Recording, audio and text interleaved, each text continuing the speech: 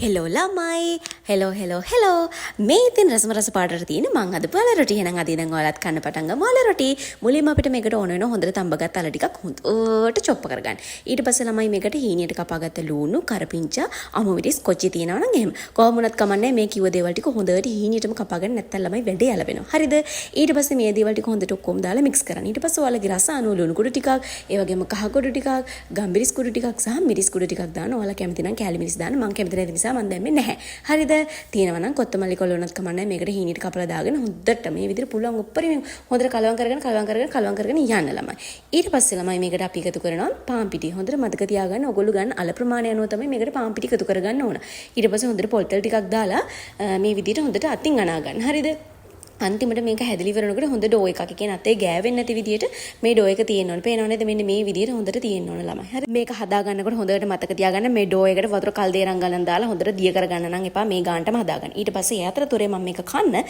රස චිකන් කරි එකකුත් ලිපේ තියාගත්තා. ඔයාලත් කැමති නම් ඒවත් හදාගන්න. ඊට පස්සේ දැන් අපි මේ හදන්නේ රොටිය තුනී කරගන්න.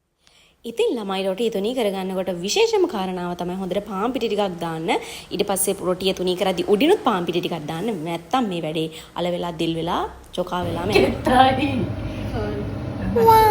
මගේ මංගල රොටි පොඩ්ඩක් අවුල් හැබැයි ළමයි මං උත්සාහය අතාරියේ නෑ මේ බලන්න මං ඊට පස්සේ ලස්සනට සේරම රොටි ටික නියමෙටම හදාගත්තා දැන් ඉතින් අපිට තියෙන්නේ පෑන් එකක් ලිපේ තියාගෙන මේ විදිහට රොටිය නිදහසේ පුච්ච ගන්න අඩු ගින්දරේ පුච්ච ගන්න පුළුවන් තරම් උඩරිම ගින්දර මේකට දාන්න ලෑස්ති වෙන්න එපා ඊට පස්සේ ළමයි මේ රොටියේ දෙපැත්තටම පිච්චුනාට පස්සේ අපි බටර් ටිකක් ගා ගන්න ඕන ඔයාලා ගාව ගී ඔයිල් තියෙනවා නම් ගී ඔයිල් ගා ගන්න එතකොට තව රසය වැඩි වෙනවා ඊට පස්සේ ළමයි ඔයාලගේ රොටි ටික මේ විදිහට හරියම නිදහසේ මේ පුච්ච ගන්න. ඒ කියන්නේ ඉක්මනට පුච්ච ගන්න ඕනි කියලා අර මං කිව්වා වගේ රිපේ ගින්දර උඩරින් වැඩි කරලා පුච්චන් ලෑස්ති වෙන්න එපා.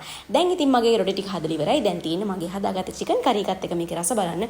ඇත්තටම මම නම් කියන්නේ මට මේකට ලකුණු 10න් 10ක් දෙන්න පුළුවන්. හරිම රසයි, soft. ඉතින් ඔයාලත් බල බල ඉන්නේ මේක හදාගෙන කන්න ගිහින් එන්න. bye bye.